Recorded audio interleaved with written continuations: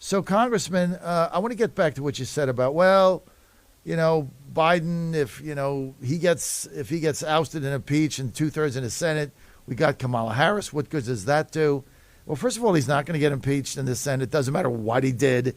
If you look at how the Democrats behaved, cheering on Adam Schiff and chanting his name when this guy's an abomination, what he drugged the country through with lies, they don't care. They're going to stick with this guy.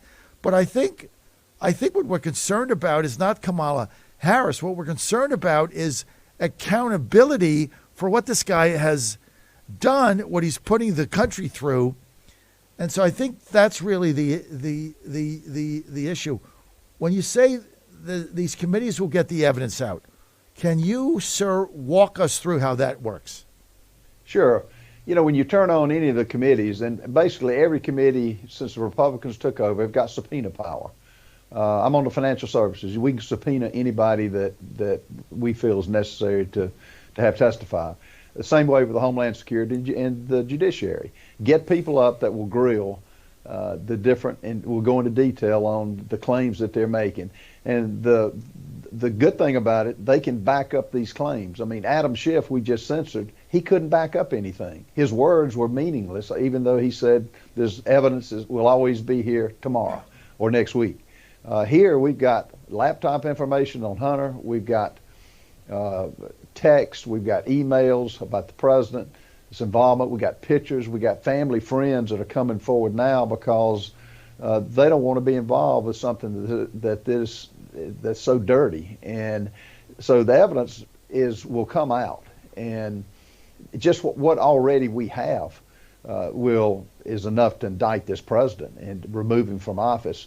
But you're right. The Democrats just are oblivious to it. They're gonna stick with him, and but we'll get the evidence out, and then the next step is refer it to the Attorney General.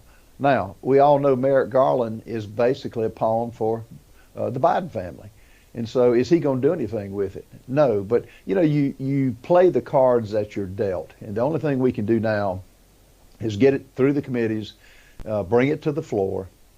And then let's see what happens, because a lot of members wanted that anyway.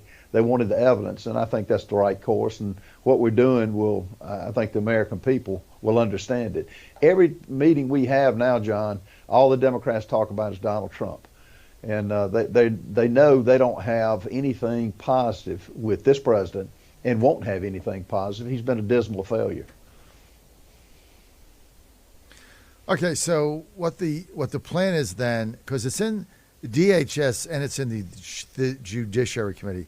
So what would be the first committee that's going to take this up and start to have hearings on Biden's corruption that could possibly lead to a floor vote on his impeachment over time? Like what committee would take that up, and how would it start?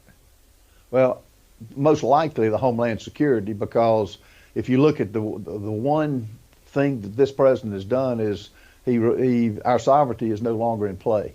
We've got an invasion at the border. That's the first thing.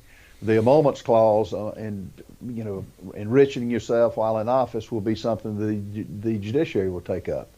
And I don't see this. Hopefully they will move in the same time space and time order and take them up and get the subpoenas out. Normally it takes time to get responses, and I imagine they will be dragging it out. The Biden administration will not want. We use every excuse in the world to prevent people coming forward. But I don't think it's going to work this time. I think enough is already known, and I think it'll move hopefully pretty straightforward and through the committees, and then we'll see what happens and get the Republicans together and make sure we can everybody's aware of what's been going on.